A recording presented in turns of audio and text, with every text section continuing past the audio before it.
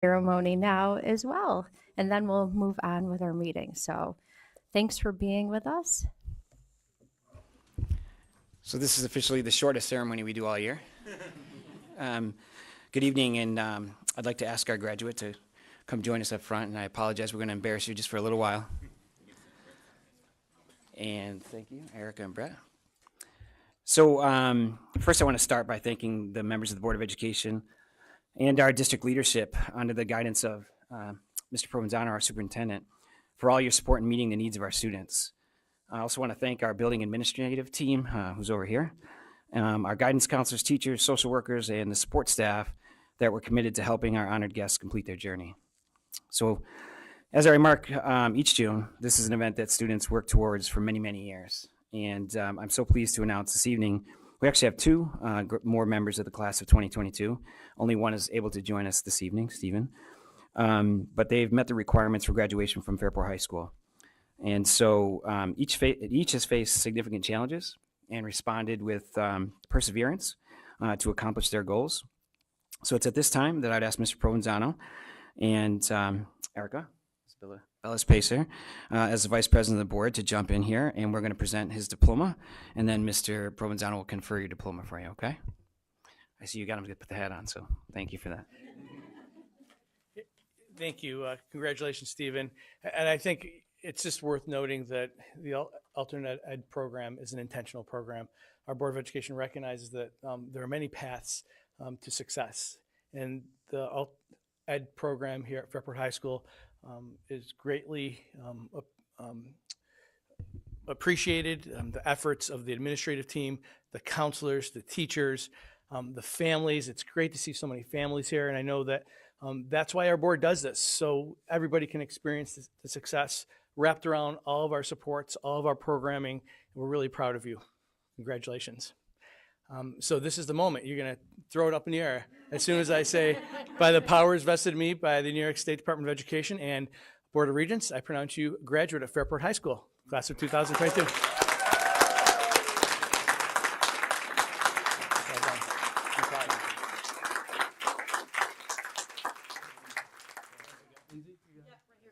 She's getting it. Come on up, Mr. Clark. Get a shot. Shaking hands real quick. Yeah. There you go. Beautiful. Thank you so much. Nice work. We got a picture here. Got the parents too. Did you get one? Erica, come on in. Sure, I'll get in a group picture. Why not? I'm just Mom, impressed Dad, when they came from work, so. Yeah. There we go. Beautiful. All set. Enjoy the moment. Take care. Thank you so much. Congratulations.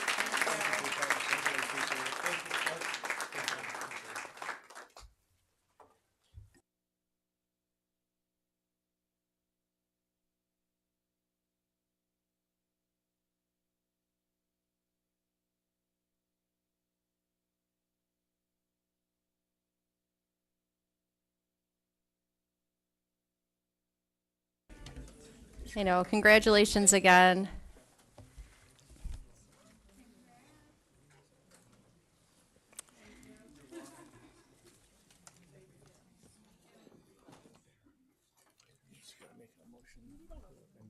Yep, so you probably noticed that Peter is not here today. So being the vice president, I'll be running the meeting today, so bear with me. But we do, I think, need to make a motion to adjust our agenda, correct? For executive session at the end, so moved. all in favor? Aye. So Pam, we just have to add that to the end. Okay, so we're gonna move on to our student advisor report. And Sarah, you get to come in the middle today. I had the honor of seeing Sarah present on Saturday after the football game, and she did an excellent job talking about someone that was honored, a graduate alumni from Fairport. So I won't steal your thunder. Thank you very much. All right, good evening, everyone. I'm so glad to be back here to give you all an update on how Fairport has been running recently. For those of you who are not familiar with me, my name is Sarah Grover. I'm a senior here at FHS, and I've served as the student rep to the board since the beginning of my junior year. It's always a pleasure standing up here amongst all of you, and I'm excited for the school year ahead of us. The 2022-2023 year has been exciting so far, to say the least. The first day went how it typically does. Teacher introductions, name games, student breakfasts, and flaunting of the senior shirts. Lots of picture opportunities, and the soft but quite apparent implementation of brand new school rules based on the refined code of conduct. The first few days definitely took a bit of adjusting, not only to new guidelines, but also to our brand new cafeteria and science rooms and how they run. But to make up for it, having an early homecoming this year was absolutely a blast. Spirit Week included the theme days of Country versus Country Club, Beach Day, on Wednesdays we wear pink, Multiples Day, and class colors, where the seniors wear red, juniors wear blue, and sophomores wear white. Friday was a bit of a movie in itself. We took our senior class photo, then continued on to somehow lose to the juniors in a tiebreaker in our pep rally during the school. If you ask me, it was rigged. I don't think that was right. But to end Friday evening, the community pep rally displayed exactly what it means to be a Red Raider. It was a time of true community bond, and to all who attended, I hope you found a parking spot. This weekend, the homecoming games for Fairport, I have to be honest, they didn't quite go as wished for, I don't think. Although boys varsity soccer and both boys and girls volleyball won. Every other sports team was rather not victorious, but it's okay. Tennis included. I play tennis. I just had a match. Yeah, we got killed by Brighton. It's okay. Yeah, but the red zone was roaring at every event, and each game was still a great time to join together to support our student athletes.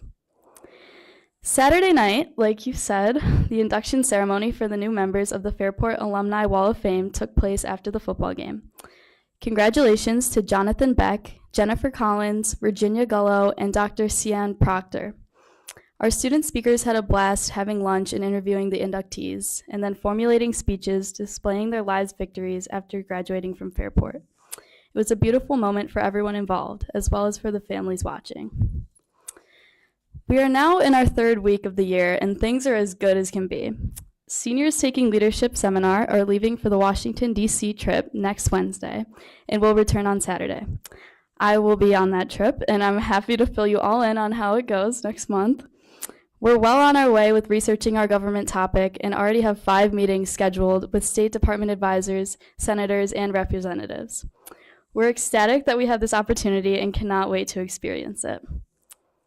Overall, it is so relieving to have the majority of construction finished and to be in an environment full of peers, teachers, and administrators who care about you. Being a senior for me is bizarre, but I'm here to make the most of it. Thank you so much for having me tonight, and enjoy the rest of your evening. Of course.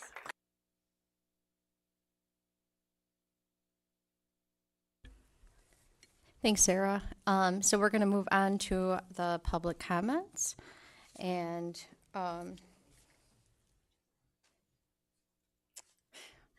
I did want to make a comment just so you know. We are live streaming public comments, just so people are aware.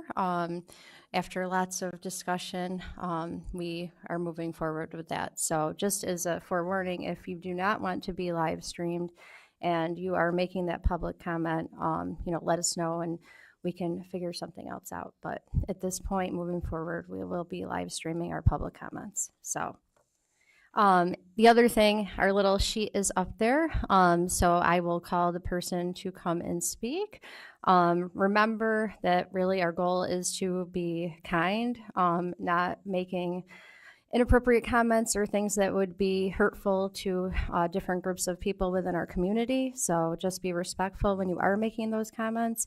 And another reminder, when you are making public comments, it's not kind of like a debate or discussion time with the board. So I would encourage folks that if you have specific questions, feel free to email. I know there's many people in the audience that do email us, and we do look for answers and get back to people. So just as a reason why we may not be commenting back. So we have one public speaker today, and it is Marilyn Keating, and her address is 61 Colonial Circle. And another reminder that it will be 3 minutes in time, but I'll wait till you get down here, don't worry.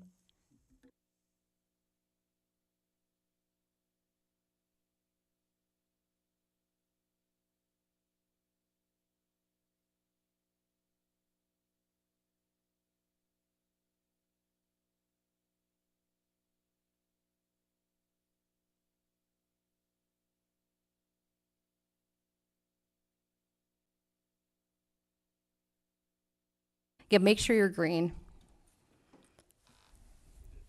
I'm green. You're green. Thank you. Go ahead and I'll hit start. Okay. Good evening, ladies and gentlemen, school board members, and audience. Congratulations, first off, to Dr. Brian Moritz for your reelection to the school board, and Joyce Fortuna, I'm not sure I pronounced your name correctly, for election to the school board. Thank you so much for being interested.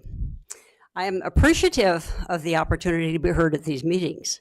Thank you for encouraging parents and interested community members to express their views. You may be wondering what it is I'm holding in my right hand. Happens to be my bill for the school property tax in the District of Fairport, which we all received in our U.S. mail and need to be paid by the end of the month. I believe most of us are interested in having that money spent well.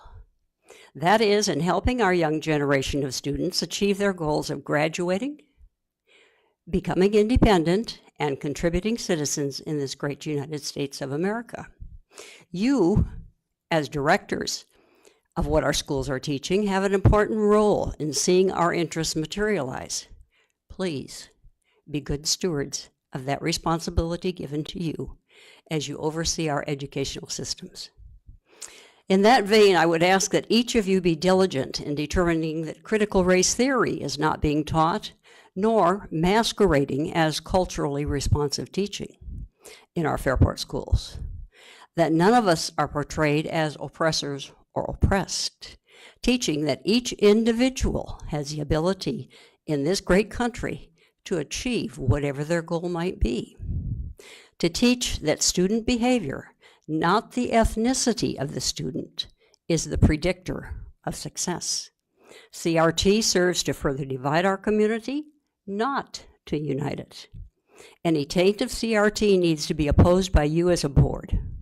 Martin Luther King's mantra, "'Tis not the color of your skin, but the content of your character that will define your success in this country," needs to be the path forward, emphasized by you as a board and by the teachers of our young people.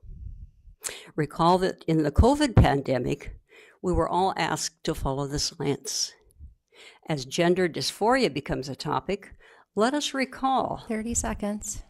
that when we learned biology, a male was defined as someone having two X chromosomes, a female as having an X and a Y chromosome. That is science.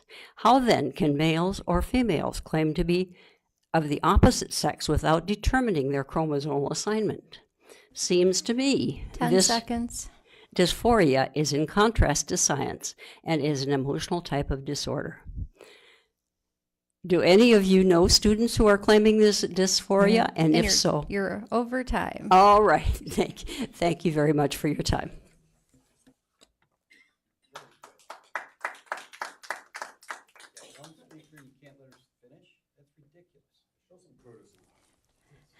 Okay, so next up we have the president's report, and I am going to just highlight a few things in absence of Peter.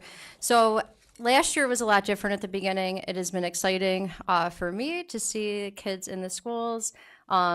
Masks are not there, so I know we're seeing a lot of smiling faces, which is exciting for everyone. And some of the highlights that I've been able to see is just having parent information nights, which have been virtual for some time. I know that some teachers have done both virtual and sent home videos, which is very nice if people can't be there. Additionally, homecoming was definitely exciting and fun for all, I think. And I'm not going to cover a ton of things, but I did just want to say that we did have the opportunity to go to Northside as a board on Friday, which was nice. That first week of school, that was a full week.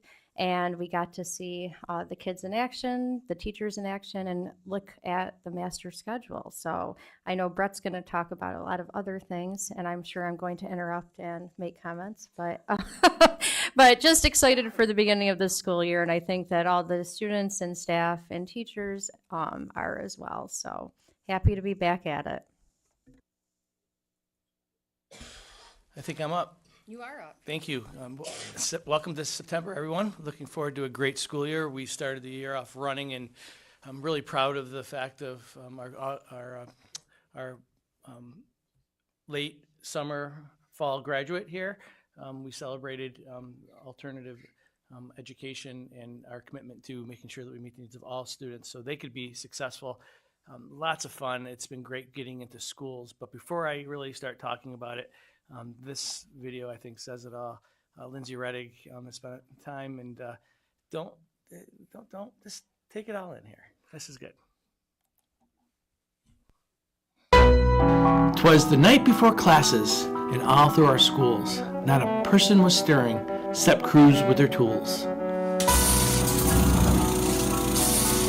Teacher outfits were hung in the closets with care, with hopes that they would have good first day hair. The students were nestled all snug in their beds, while visions of recess danced in their heads.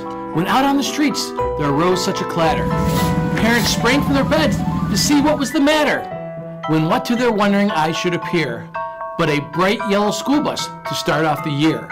With a little red sign all flashing with lights, families rushed to the bus stop to their rides out of sight. More rapid than raiders the school year came. Our students rushed in and the staff called them by name. Now heroes, now dragons, now bulldogs and jaguars. On Johanna, on Martha, on Minerva and Raiders. To the front of the bus loop, to the first morning bell. Let's get going, and start this year well.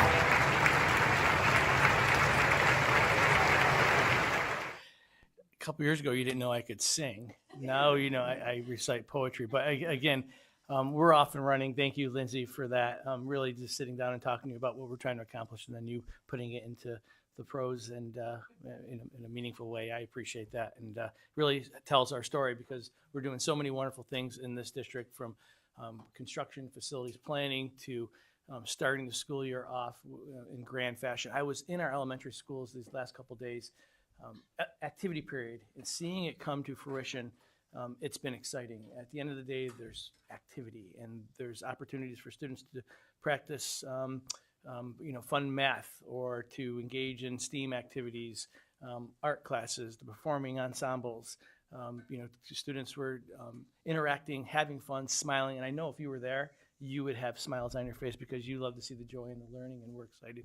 It's just like anything else that's new, and there's kinks to be worked out, but we're looking forward to sharing as you go on your board visits, as you saw at Northside, and seeing how it's translating in our schools. But we're really excited about that master schedule, and also the middle school master scheduling committee is going to be underway soon, and we'll be talking about that as we move throughout the year. Lots of fun things, and nobody does it like Fairport. That pep rally speaks to our community's incredible spirit and the unity that we have as one Fairport community. I see there's a Rowdy Raider out there. Congratulations on that community building award. But I would have to say between 3,000 to 4,000 people there, easy, and it's a trait that no other community does because of who we are and our spirit that makes us truly uniquely Fairport. Kids are having a great time. As you all were mentioning, there was a ribbon cutting ceremony where we did a ribbon cutting for the new fields behind the multi-purpose field where they play the football games, soccer games, and field hockey. Now they'll have a baseball and a softball field, a lacrosse field, field hockey, soccer practices, football practices, just another field to access, and we're excited about that. In addition to the new cafeteria, I know there's been lots of energy. Kids are loving the new cafeteria. They love how it's open, it's engaging, it promotes real live communication outside of those phones, and there's rooms where kids can get away and sort of just have a quiet moment as well. We're looking to seeing that evolve, and of course, the science classrooms are exciting. There's safety and security measures occurring throughout all of our schools, which our team from LaBelle and campus will be here in a little bit. But lots of exciting things to talk about as we start the year. One thing that we're going to be talking about is Fairport Forward. That's a term that we talked about in 1819. Our efforts and priorities for making sure that we meet our community's expectations for our schools. We are finalizing a project as have been talking about for the past several years, the capital improvement project of 2019. However, as we talk about merging Minerva DeLand and Fairport High School, facilities planning and building consolidation, and maintaining our infrastructures and protecting our investments, we are looking to promote another capital project in December of 2022. So people might say, why do we need additional work at Fairport High School? Especially when there's declining enrollment. There was a time when there was close to over 2,000 students in this building. But what's happened through the years are increases in expanding the servicing of our students. Special ed programming is greater, and we're proud and honored to serve these students, but they need resources, they need facilities. Same thing with our English language learners. Like I said, that's increased significantly, doubled over the years. Like when I came here in 2005, there was 80, right? And now there's close to anywhere between 150 and 180 in any given year. These students need services and resources and dedicated classrooms. Mental health services is something that we're stewards to here in Fairport. We have a full-fledged mental health staff here. We have partnership with Strong Behavioral Health, again, needing resources and means to support those services that are so important. Safety and security, we've had to reduce classroom spaces in order to increase safe and secure vestibules and office spaces. Alternative ed program, which we celebrated earlier this evening, wasn't a thing when we had 2,000 students in this class in these walls here at Fairport High School. And our STEAM programming is expansive, from web design, woodworking, design and build, production of film. We continually talk about the expansiveness of our program. Well, you need quality facilities in order to make that happen. In Fairport, this Board of Education has a commitment to modern and safe and welcoming facilities. Our community has that similar expectation, and so we continue to build upon it with our Fairport Forward work. I'm going to ask Mr. Stevens to sort of join me in this presentation as I start talking about what we anticipate going to the community with in December of 2022.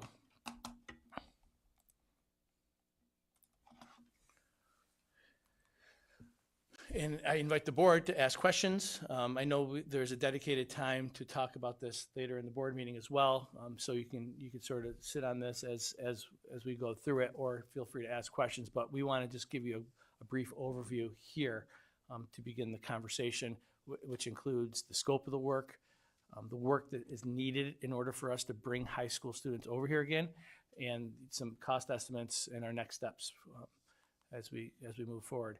Again, there's themes here. A lot of the work is at the high school. A majority of the work is at the high school because we need to get high school ready for the Minerva DeLand students to come on over. Building consolidation, taking a look at Balmer Place and how we can use that facility as a possible efficiency.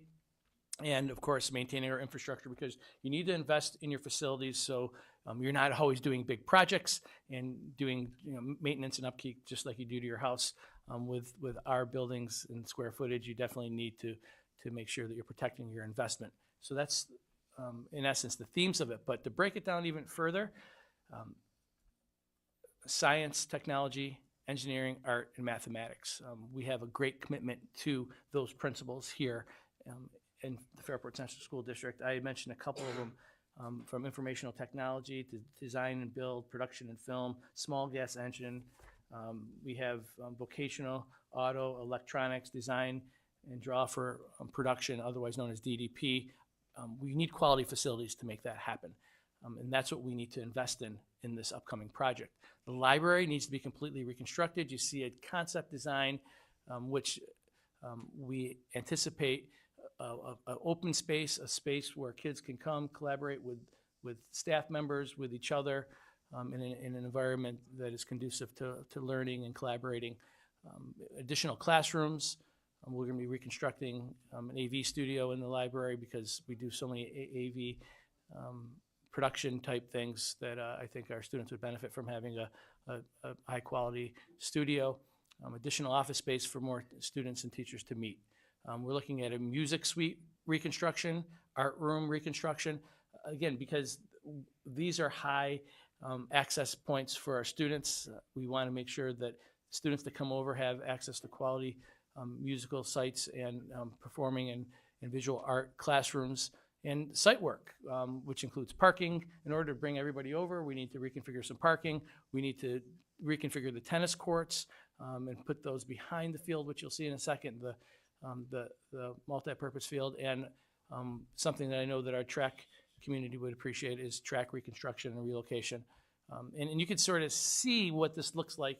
And we'll be talking more about this in the future. I know the board spent a lot of time in board workshops, going through details of this, so they're well versed. But in a greater sense, you'll see the library is right here, and you'll see 3 classrooms in the back of the library right now. You'll see an open space and collaboration rooms. You'll also see reconfigured classrooms because we need to take classrooms back in order to bring kids over to the high school. Reconstructing existing facilities. Right now they're workrooms. They need to be made into classrooms. You'll see the STEAM edition right here. We're looking to maximize aid here. Again, these are all concepts and ideas that we'll be talking about as we move along, but what we feel is necessary to bring the students over, these renovations and accommodations will be made. You'll see up here the music suite that we were talking about, putting some quality sound, and if you know our choir department, they would benefit and really appreciate having a high quality sound studio so they could continue to build upon all the great things they do with our students here in Fairport. This is the second floor. You'll see, again, just taking back some classroom space, making it suitable for Minerva Deland 9th graders to come over and teachers to have suitable space to work. Here's a picture of the grand plan. Yeah, my favorite part. Yeah, go for it. You have a question? Sure. If you know me and have seen me in the community, probably have talked about this a lot with me.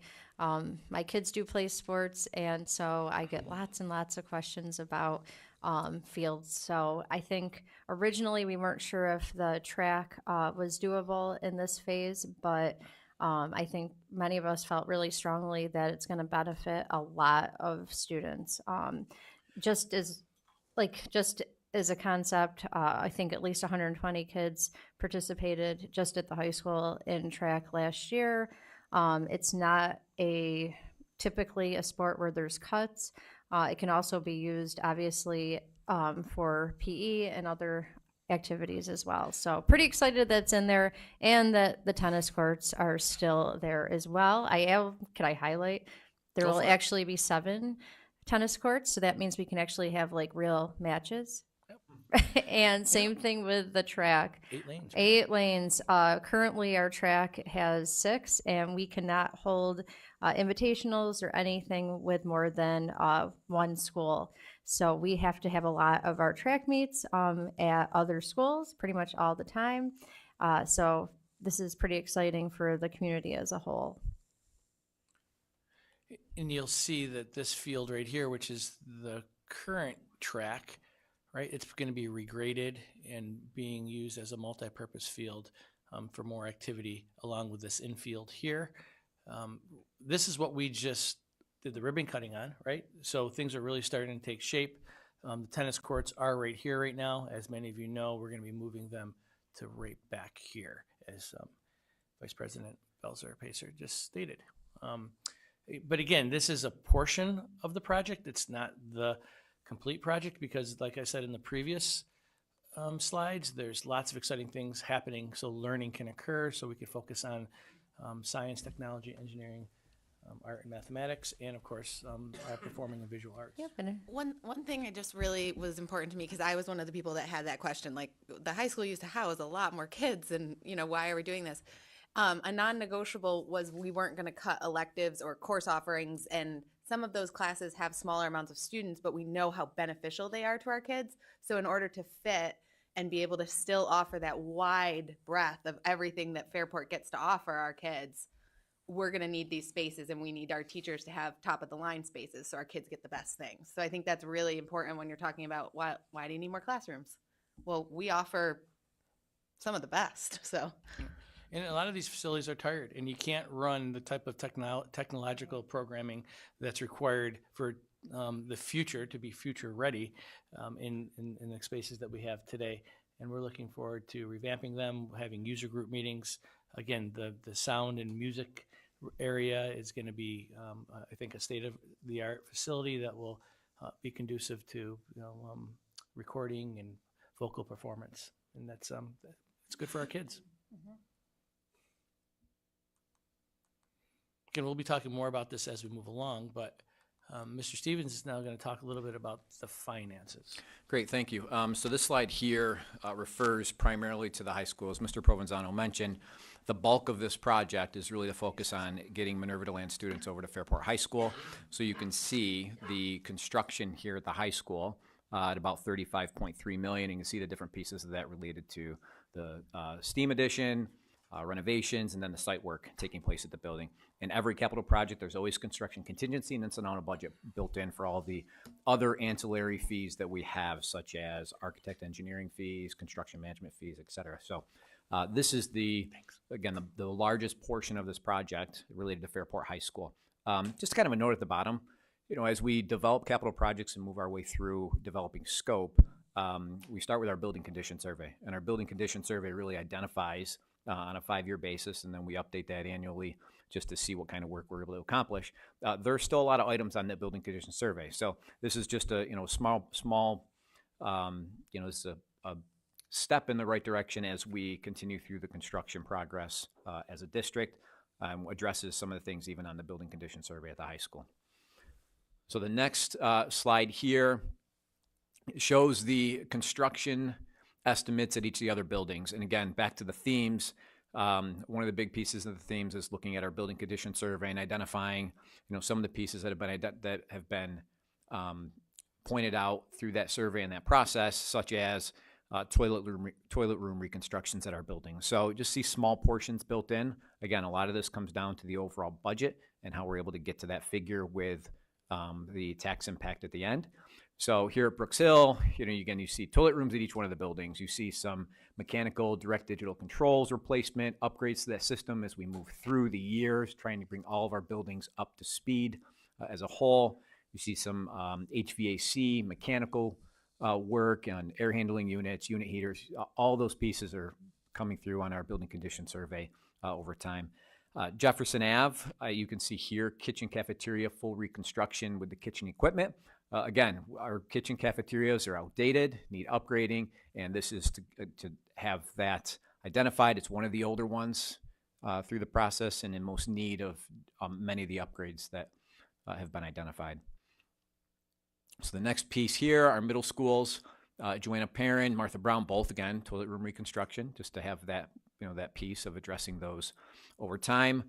Martha Brown also, again, you see mechanical, direct digital controls replacement, HVAC work, air handling units being replaced, and then you see some administrative office space being reconstructed at Martha Brown, and that's to help us with our long-term goal of building consolidation. So we have Balmer Place that you'll see as we get to the timeline, long-term in the effort to move staff out of Balmer Place into Martha Brown and Minerva DeLand long-term. There's some reconstruction of office space that needs to take place at Martha Brown. Nope, no problem. Next slide just wraps in the total costs for the project. And here again, you can see the high school, the big portion of construction, and then for a total project cost of about $62.25 million as a whole.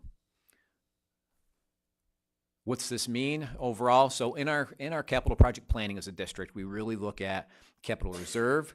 How do we build, manage capital reserve to help with unaidable costs as a district to help lessen or minimize the overall taxpayer impact of a particular project? So we look at the total project of $62.25 million and of applying $19.2 million of our capital reserve, still pending our finalization of the 21-22 year-end audit. However, that number is, we're feeling good about that number as we finalize that piece with our own external auditors as a whole here. And that helps bring down the principal borrowing for the project, and interest expense. You can see our total debt service of $55.5 million, and then our state building aid. So we get back a percentage of construction on the project, and you can see our building aid ratio is 80%. This project, and you can see in the assumptions, has a 70% bond percentage. What that means is just because of a lot of the site work and the different pieces and maximum cost allowances, there's some portions of the project that aren't aidable, which is why we're applying so much of the capital reserve to help take care of those unaidable pieces. So that's an important aspect of that, and that will, in essence, take our capital reserve right down to under $200,000 as a whole. But that's again why we have the reserve, to help take care of these costs long term.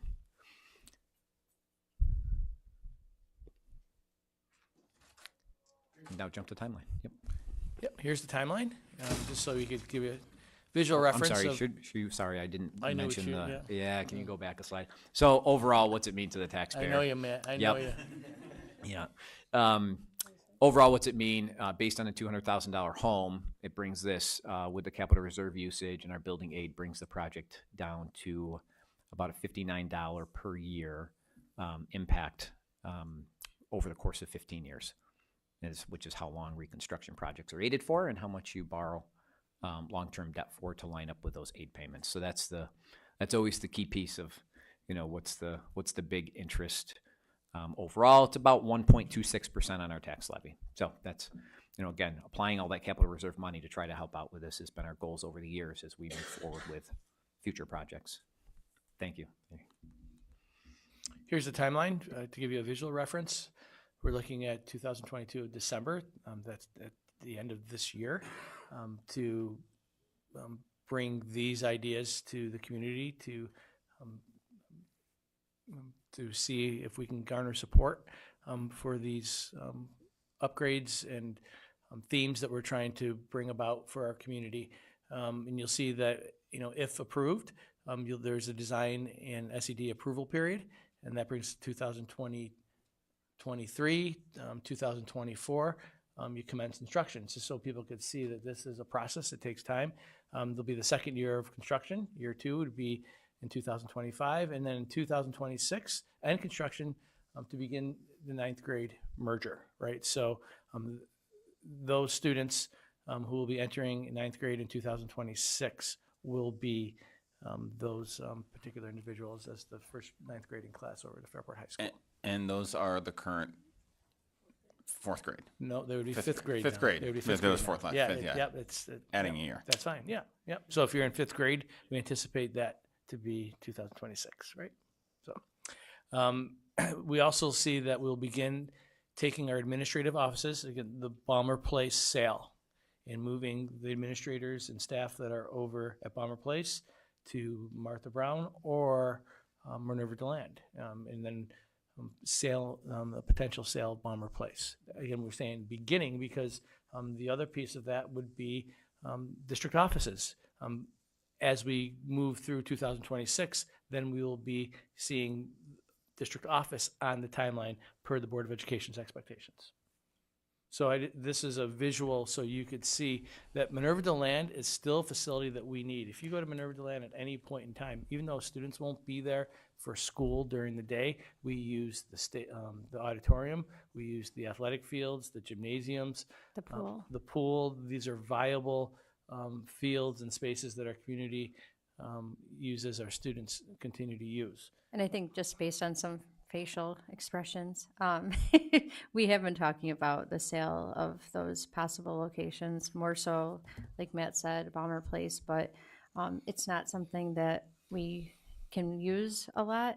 And I think it's an attempt to really consolidate so that we're using our space better, where we're going to have a central location at Minerva DeLand where parents can go to register their kids, where there's going to be special ed meetings, annual reviews, all that kind of stuff, so that it's not spread out across the building in a variety of buildings. And I know as a parent, I have trying to find where I'm supposed to go for this meeting, and this meeting can be kind of confusing. So I think our goal is that we'll consolidate, and there will be one central location right at Minerva DeLand where people are going and selling. So hopefully that will And we help feel too. that move, is the most logical, relatable move at this point in time, to bring our professionals from Balmer Place to either Martha Brown or Minerva DeLand, because there'll be space at Martha Brown as well for some administrative offices. It's easy to get lost in the fact that we are a highly functioning organization, and we have professionals here who do great things for our students, and having a comfortable, safe environment for them is a priority so they can be the best for our students. So that's what it looks like on a timeline. In the very near future, you'll see a bunch of dates here, starting Tuesday, December 4th, Wednesday the 12th, and December 26th, and Wednesday, October 26th, and then November 9th. All these will be at the high school starting at 6:30 all the way through Tuesday the 29th as well. And if there's meetings or extra sessions that we need to have in between there, we certainly will. And we'll be reaching out to the community in the very near future to gather some of their insights to inform how we move along in this process through a thought exchange. So we'll be looking forward to getting that out to our community, and the board will be using that information too. So there's also a website, fairport.org, capital projects, which will be populated and be another place to inform the community on our next steps and progress. And finally, important dates, October 18th, that's next board meeting, anticipated board adoption of a seeker and proposition resolution, so the project can continue to move forward. And we're looking at December 13th as the anticipated voter referendum. Long report, but I think that it sets the stage if the board chooses to talk more about this in the discussion phase of this meeting. Yep, and I know to the public, just know that we've had many, many meetings about this and many, many discussions. We've had workshops and such, and the public is always welcome to attend. So, check that out. A lot of this we just talk about briefly here, but lots of thought has gone into this. Can you just kind of set the stage? So we had a big vote in 2019. We're having a big vote in 2022. Is this going to happen every couple of years? How is this looking long term? Are we aiming for how many phases? Yeah, there'll be multiple phases. The goal is to reduce the scope of each project so it's not such an impact on the taxpayer. We were in a cycle, and it's just where we weren't having facility upgrades and renovation conversations. And now we're trying to get on a track where it could be predictable, and we can get on a budget, if you will, so we can make sure when debt comes off, new debt comes in, and it minimizes that impact. So we're trying to get on that cycle. We're trying to, like Mr. Stevens said, use our building conditioning survey as a map to prioritize the items that need to occur. All of our buildings need levels of work. And if you take a look or you talk to any of the elementary principals, they would say that we can use a lot of work, right? But you can't get it all done in one shot. And that's the goal of having these projects take care of our immediate needs, having a sound plan with facilities in mind and program, of course, first and foremost in mind, and to get on a predictable cycle and make sure that we create spaces that our students and the community expect. But that's why you'll see minimal work at most of these elementary buildings and middle schools. Work needs to get done, but we're focusing on the transition.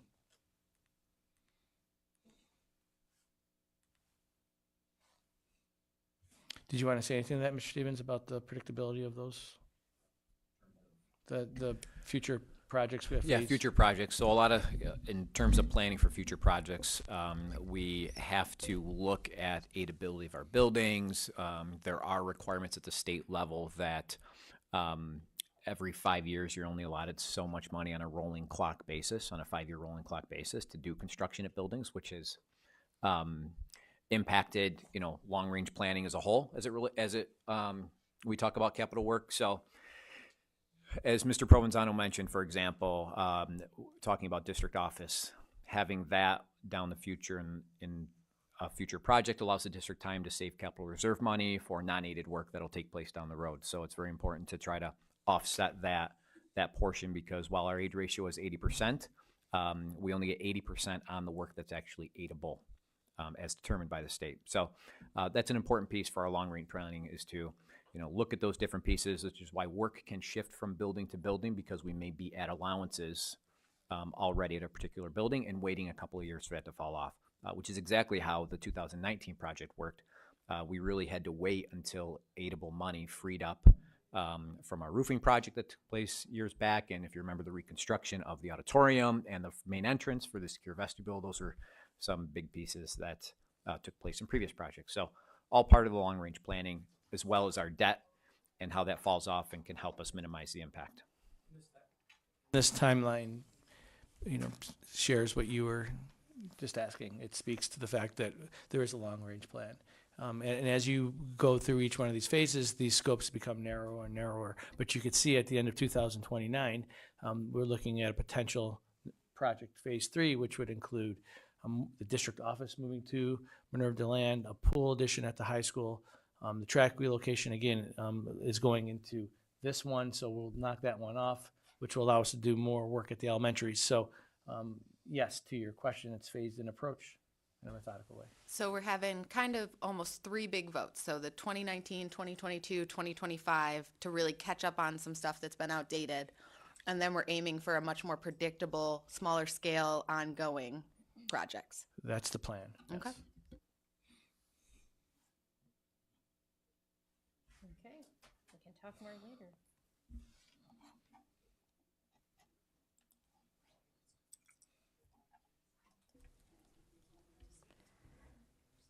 Now we're on to. That was my longest report ever. Thank you. It's going to be a great year. It is going to be a good year. They're doing that now. But Matt, you're up again. So the treasurer investment update, and if you're listening at home or here, if you look in our consent calendar, you can take a look at the treasurer report on your own as well. Great, thank you. So I'm going to do 2 updates, because this time of year, as we get through year end for June, and then you also see July on the agenda in the consent calendar. So for the year end of June of 22, we had a beginning cash balance of $70.8 million, receipts in the month of $5.8 million, disbursements of $23 million for an ending cash balance of $53.6 million. Of the $53.6, approximately $49.7 is invested in a mix of money market and insured cash sweep account, CDARS, about 93% overall of that cash balance as a whole. As it relates to last year, revenues, expenses, this is right at the time of year where we're at year end. We had about $136 million in revenue recognized and $131 million of expenses, plus our encumbrances. When we talk year end, we start talking about encumbrances as well, because those are monies that are tied up using the budgetary funds from the prior year. Very similar to the prior year. If you actually looked at prior year, you'd see the revenues at $132 million. Obviously, revenues go up as the tax levy goes up and aid goes up. Those are key pieces to the rise in the revenue overall. Expenses of $131 million. Big piece of that expense, though, we had $7 million that was a transfer to the capital fund, which was reserve money we used to fund that capital project. So really kind of deduct that $7 million back out of that 131, because that money we had available in the capital reserve that was applied to the project. For the month of July of 22, the beginning cash balance of $53.6 million, receipts of $1.2 million, disbursements of $4.3, for an ending cash balance of $50.5 million. About 90% of that was invested in a mix of T-bills, money market, and cash sweep accounts. Revenues, month of July is light, $308,000. Expenses will be 5.4 million. It takes time for that to catch up as we move through the school year with tax collection and so forth. This is also why when we talk about available fund balance, unassigned assigned fund balance, this helps us get through the summer without having to do a tax anticipation note, revenue anticipation note, and having to borrow to pay our own expenses, because the actual cash and revenue coming in really starts in the September-October timeframe as a whole. So that's a summary for the months of June and July. Thanks. Okay, and we're moving on to the consent calendar. So I need a motion to approve the consent calendar. So moved. Brian, Keelan, all in favor? And again, you can look at this on your own if you want to. And now we're on to personnel actions. And first up, we have instructional. So I need a motion to approve the following instructional staff actions. Marty, Jan. All in favor? Aye. Motion to approve the following non-instructional and civil service staff actions. And again, Brett's pulling it up if you can look when you're home too, but pretty excited that there were some subs and some other additional staff that I'm sure we really needed, right, Doug? Right. Trying to And we had a great kind of turnout after, we had a good turnout to the job fair that we did, but even after the job fair, we had a lot of folks come in that saw the media coverage, so you can see the benefits of that on this agenda. Yeah, wanted you to highlight that fair because it was pretty fun. All in favor? Aye. Then we have athletics, so motion to approve the following athletic staff. All in favor? Aye. Next up is the memorandums of agreement with FEA. So I need a motion to approve the attached memorandums of agreement made September 1st, 2022. Second. All in favor? Aye. And the last one in here is employment agreement of superintendent of schools. So we're keeping you. We haven't voted yet. You're right. You're right. Okay. So I need a motion that the Board of Education approves the employment agreement with the Board of Education of Fairport School District and Brett Provenzano, Superintendent of Fairport Central School District. All in favor? Oh. Oh, Mary Caitlin. All in favor? Aye.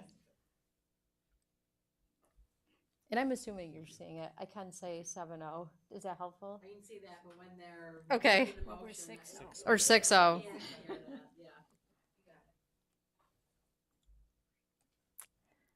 Okay, so now we are on to presentations. So we have our friends Kevin Arletta from Campus Construction.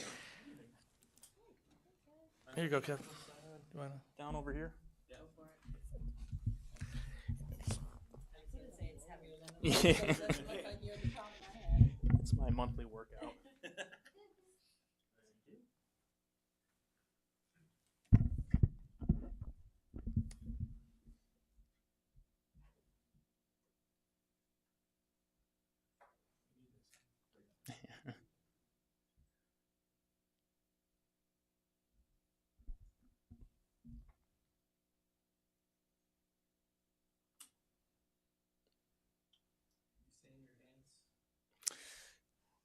No pre-presentation skills by me now.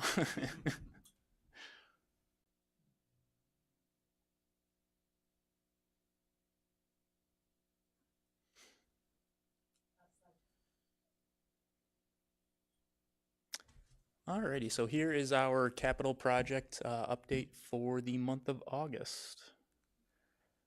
So just an overall look at the financials for the project. These are the different components between phase 1A and 1B that make up that total referendum of 56,750.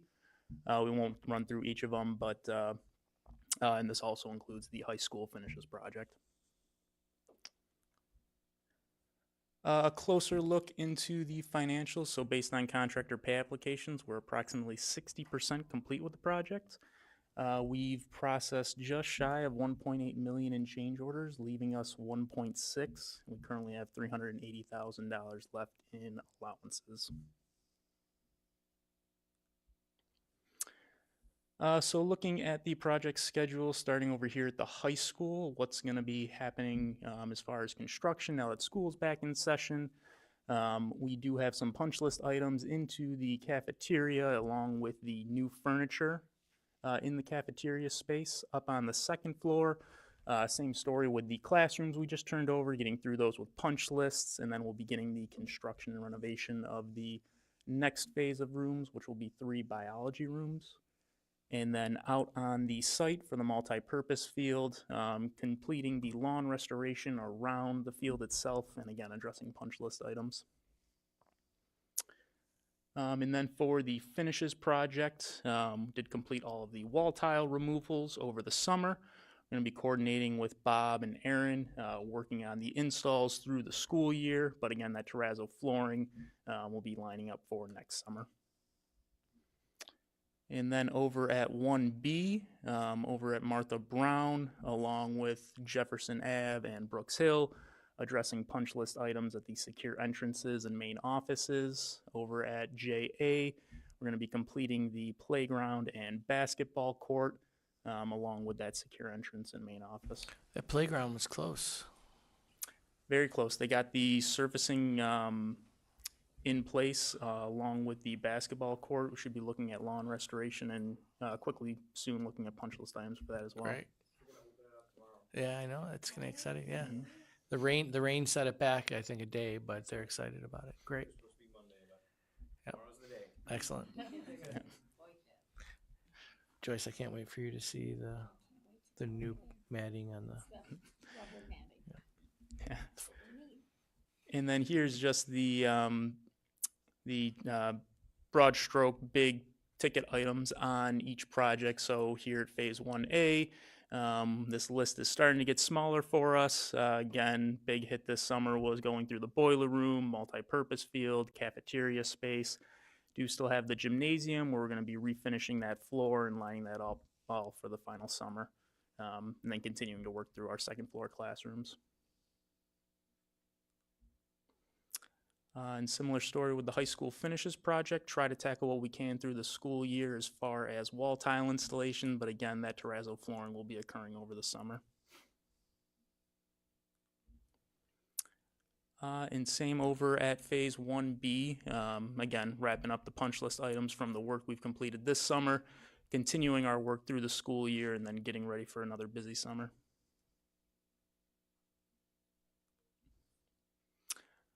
And the Smart School project, our controls contractor is making their way through all the phase 1 buildings, continuing those installs, and we will be soon preparing for the phase 2 installs.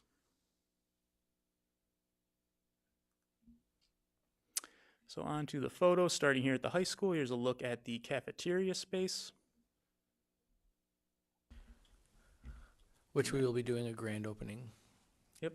Very soon. And then here's a look at the west, and again, we still are waiting for the new student furniture in there, but for the opening, we've got the existing cafeteria tables in there. And I think from a sustainability standpoint, is it true that those tables are going to Northside? Yes, those tables are going to Northside. Yeah, just wanted to comment on that. Yeah, she's excited. She saw them there. She is very excited. Yeah. And here's a look inside the serving area. We get a closer look at the line here. And a shot over on the other side. And then a look into the kitchen with the new equipment.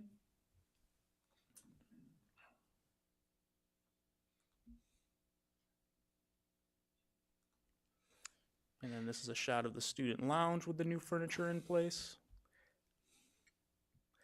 It was really cool. Kids were really appreciating these spaces, whether they were in the main cafeteria, going through the different serving lines, this space. They were genuinely enthusiastic in talking about how it changes how they feel about coming to school. That was I talked to unsolicited how these kids came and appreciated the feel of it. So kudos to the design and those who sacrificed before. I know that many of our kids spent the year and right. It's amazing. Yeah. And then here's a look into the faculty lounge. Some of the furniture installed there. There has been more installed since then, yes. Yeah. You can't see the full perimeter of the room, but they're all those Along the fast side, trails in yes, there. there's cubbies along the outside, which will be workstations, so staff will be fluidly working in there. There's spaces right off there. You see that door where they can go meet with students or have meetings and so on and so forth. So it's going to be flexible. Yep. And then up on the second floor, here's one of the recently turned over science classrooms. It's a lot of similar themes between the first couple we've done, similar floor tile patterns, new casework, monitors, whiteboards. Heard the chairs are much more comfortable. The chairs? Yes. Oh, okay. And then out on site, here's a look at the multi-purpose field. Frontier field dimensions, right? I love the batting cages for both softball and for baseball, and the bullpens as well, and both sides as well. I really appreciated the finer details of making sure that every side, visitor, home, on both the softball and baseball fields had access to those little things. There's storage facility out there that's going to be great, exciting. And at homecoming, just the people, community members raving about it. It was kind of the first time I think a lot of people got back there or around there, and they were just so excited and so impressed with it. So great work. And it's not underwater. And then switching over to 1B, here's a look over at Minerva DeLand's main office. That's a big change. Yep. And then here's a shot at the secure vestibule at Minerva DeLand.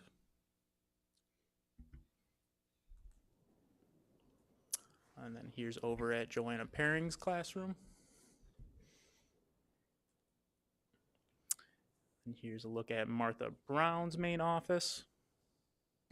So Kevin, just to go back to Joanna Perrin, just a quick highlight here, and just talking about this was a lot of BCS work taking place over here in terms of abatement ceiling work. These used to be plaster ceilings, so that's primarily what you're looking at here in this classroom, or the ceiling replacement, lighting replacement as a whole. So The ventilation is huge. Yeah, anything in the ceilings and mechanical work and so forth. So. Yeah, we touched on Martha Brown. Martha Brown's science rooms, again, looking very similar to the high school rooms. And over at Jefferson Ave, the front parking lot.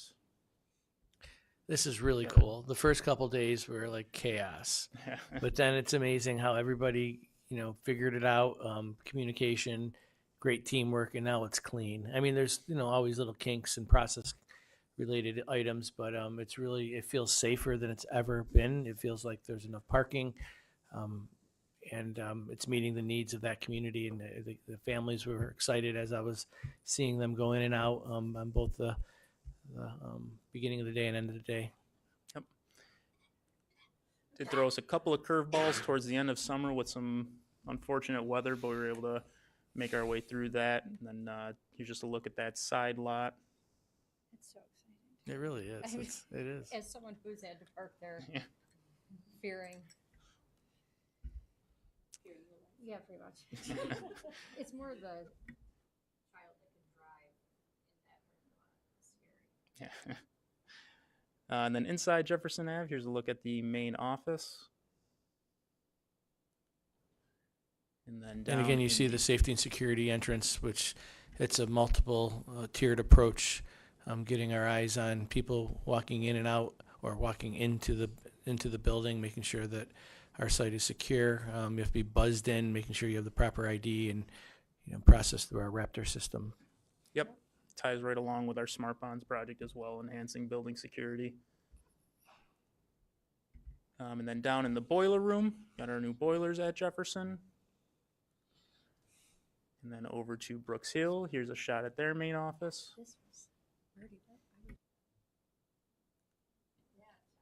And then their secure entrance or secure vestibule.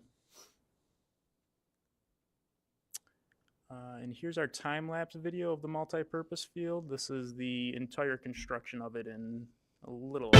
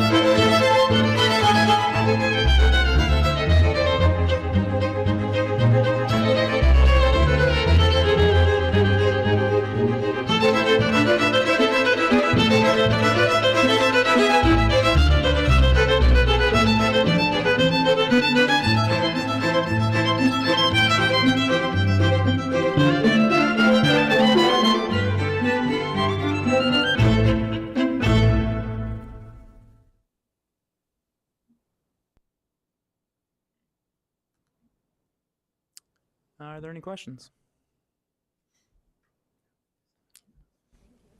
Thank you for being responsive and collaborating with all the different agencies and constituents here in Fairport.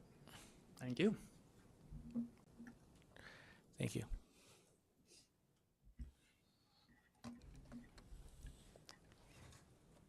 Okay, so now we are on to board discussion action items. And first up, we're back to the 2022 capital improvement project. All right, I I don't- tried to avoid that, but if there's questions, I know Yeah. that through that I'll at you. No, So I just like to, first of all, thank our partners at Campus and Labella and Matt Stevens and everyone for working together to make it sustainable, always taking sustainability into account, but listening to us and keeping in mind the taxpayer. Like, I think that's something that we have a lot of discussions about and a lot of hard conversations and hard asks to make sure that, we were doing what we need to do for our board, but also knowing that this is a big ask for the community and a big ask on top of the big ask that we make every year. So thanks to everybody for the partnership to make sure that, I hate this phrase, but we're getting our bang for our buck, I think, in this proposal. I think we please know that we do take that into account and our partners do as well. So.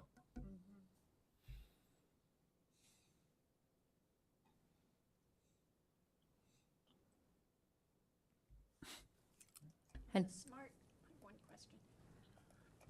On the smart schools money, that's the money we got years ago from the state? it was 8 years ago. Yeah. It came, and the board was really, you were insistent that we didn't spend it on widgets because widgets come and go. And what we decided to spend it on was something that could last. Technology is always evolving, but, to get a good 10 years usage out of it. And then that's where we're coming up with our smart lock system wow. for all the classroom doors, using it for security measures. Yeah, that, a lot of districts spent it right away, and we really decided to hold on to it until we could work it into a project. And again, that's why the bang for the buck is there, is because we have been careful all along with all of that. And I guess one other thing, not necessarily more on the bigger theme than the nuts and bolts of it, is the talk of merging Minerva and the high school. I know that's been, as long as I've been in the district, that's kind of been a thing that's been talked about. And when is it happening? And is it going to happen? And I think it's important for the community and everyone to know that this is the roadmap to doing that. That the board's been talking about that for a long time, and this puts it into place. That if we approve the referendum and do the vote, then 2026 is when it's happening. And I know like 2018 is when it started. So it's a long road to get here, but Yeah, that's the thing. You think that it just comes, we make a statement and we set a expectation, but in order for us to achieve it, there's had to be these phases, and I appreciate everybody's patience and focus on that priority, because this is about the merger, and it's about getting our kids access to programming and eliminating a transition. Now, it's not necessarily about, a dollar and cents, savings, selling property at Minerva DeLand, because we still need that property to make sure that we can continue to run our programmings. But this is about one less transition and having our ninth graders have access to all the great things that are happening here.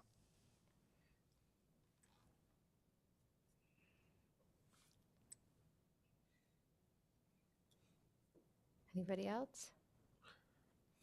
Okay. And I'm I don't mean to interrupt you, Oh, but no, I you're fine. did know that the board wanted to talk about the seeker. The purpose behind the seeker resolution at the workshop was to meet a timeline, but that was the impetus to this discussion. And I know that that was an important topic that the board wanted you to address. Sure.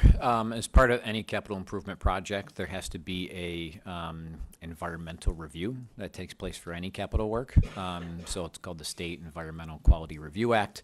Due to the large amount of site work in this proposed project, it puts us in a position where a lead agency must be established for a coordinated review overall, and that resolution was adopted at the workshop because it has to be done so 30 days in advance of adopting the final seeker determination and the proposition resolution. So with today being September 20th and the board meeting being October 18th, there was not 30 days in between that timeline, so it was adopted at the board workshop. So that process is underway and started for that review to take place.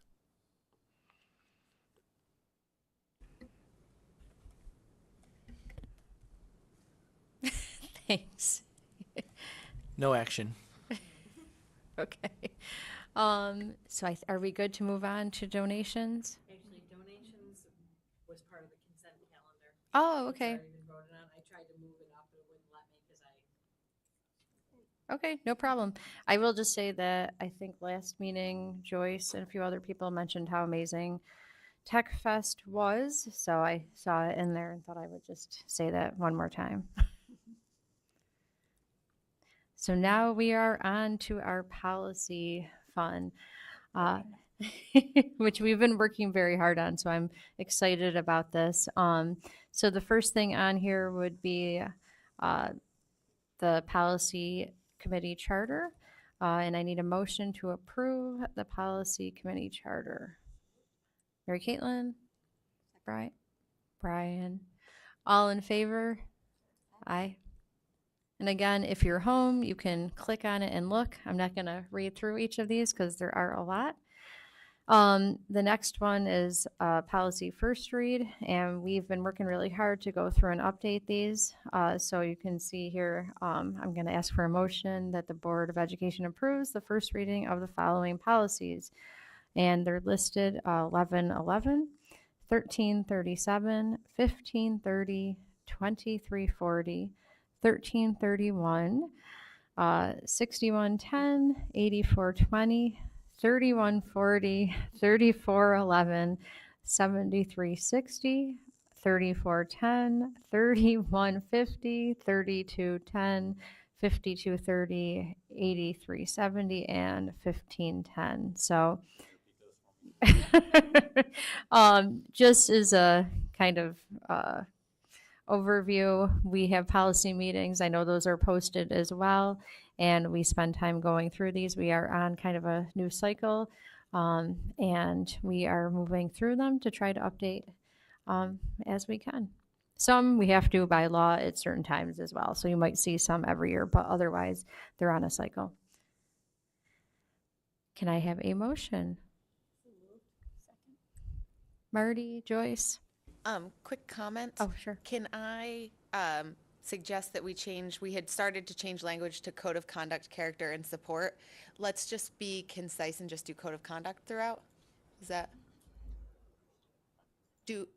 I'm not sure if we need a full motion or if we can just edit that because it. Okay. Because it'll still be code of conduct because that's the legal term.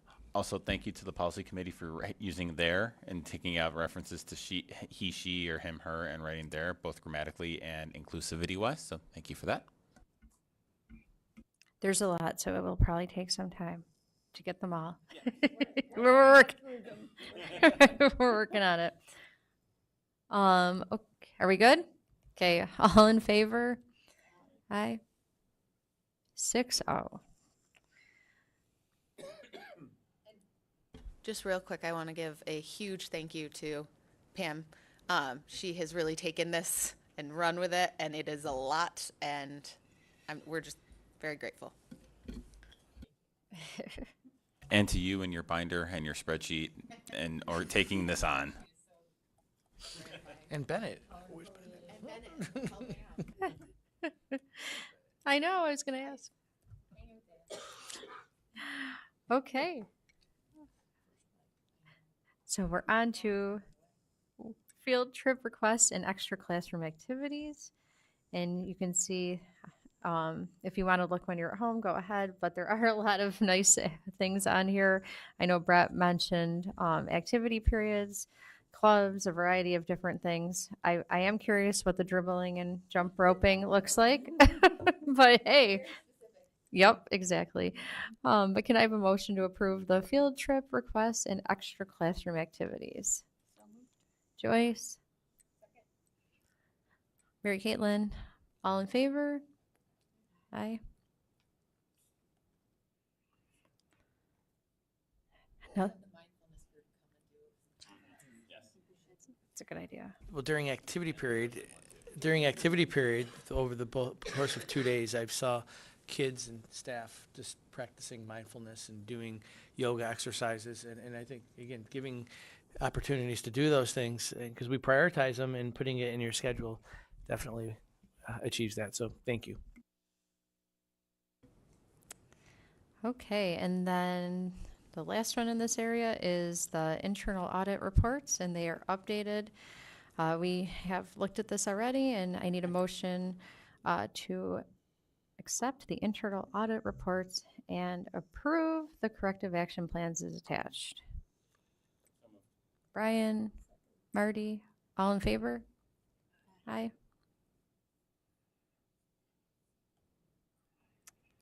And now we are on to board comments. I know that a few folks here are going to report out on different committee meetings that we've had. We'll try to keep it brief because I know it's getting close to 8 o'clock, but is there anybody that wants to share different things you've been to? And I think, Brian, you're going to unmute. So I've got two quick ones. So Joyce and I attended legislative from the Monroe County School Board Association, and just kind of setting as an organization, as a group, our legislative goals for the year in terms of what we want from our lawmakers in Albany, from our lawmakers in Washington. So looking at electric buses and the state mandate, and what districts and communities are going to need from the state to make that happen. Bringing back the fully funded federal lunch program, which I know is something we strongly believe in this district, and setting trips to Albany, and also hopefully getting our elected officials to come visit us in the district at district events to kind of see what's happening there. Also, sustainability committee, I want to give a shout out to the reused school supply drive that we held. Many thanks to our partners at the library for hosting that at Fairport Public Library.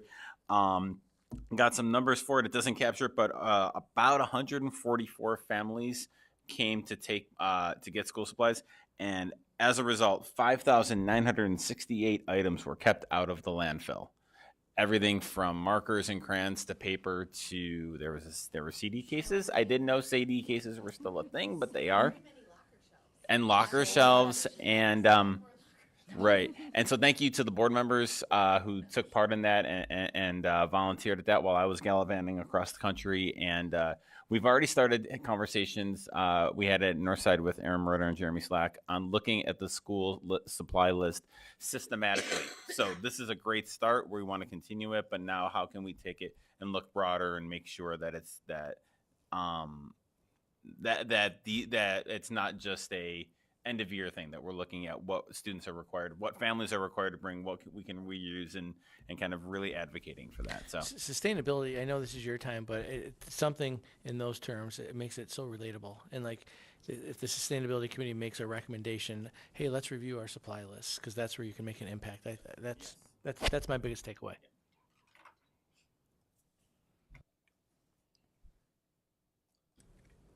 Anybody else want to share out?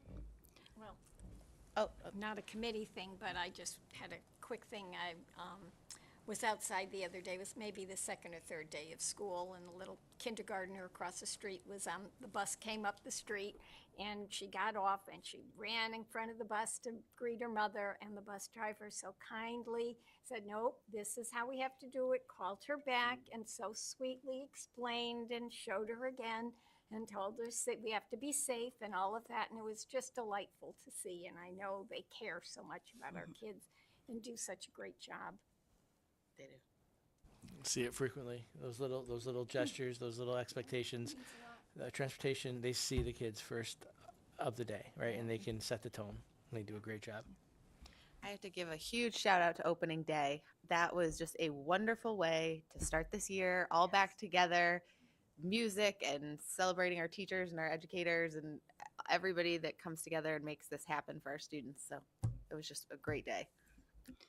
I'll give a little shout out to Northside. We were at Northside last Friday, and what a way to begin our school visits. That building is just remarkable. It was actually my first time going to Northside, and you know, everyone from Aaron to Jeremy to every single teacher and staff in the building, just you can just sense their passion and excitement for their work. The way that they speak of each other is just amazing. It's exactly the kind of culture you'd want to have your school building, and it's certainly the place where you'd want to send your children and know that they are really being cared for. So awesome job, Northside. I really enjoyed being there, so thank you.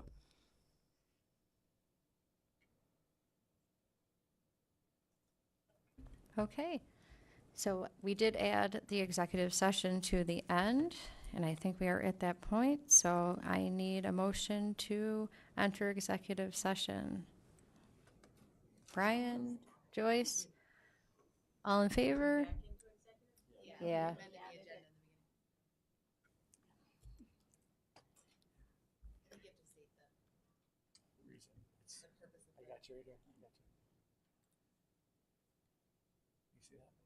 Yep.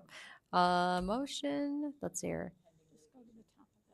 Oh yeah, to discuss matters pertaining an update on pending litigation. Yeah, so we'll adjourn from there. So our live stream will end, and if you are here, you are welcome to go home.